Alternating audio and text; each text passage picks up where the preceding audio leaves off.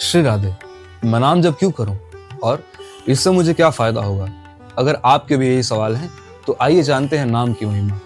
श्रीमद् भागवत महापुराण के षष्ठम स्कंद में इसका वर्णन आता है कि कान्यकुब्ज नगर यानी कि कन्नौज में एक अजामिल नाम का ब्राह्मण रहता था, जो कि अत्यंत कर्मनिष्ठ और तेजस्वी था। अब एक बार वह वन की ओर गया।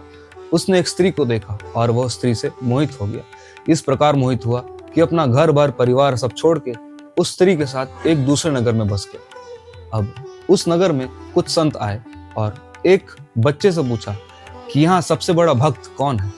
अब यहाँ पे जानने वाली बात यह है कि अजामिल कुसंगति में पड़ करके मदिरापान करने लगा था और वह सब काम करने लगा था जो कि धर्म के खिलाफ है। तो उस बच्चे ने मजाक मजाक में कह दिया कि पास में अजामिल का घर है, वही सबसे बड़ा भक्त है। संत वहां गए और उसकी स्त्री ने दरवाजा खोला।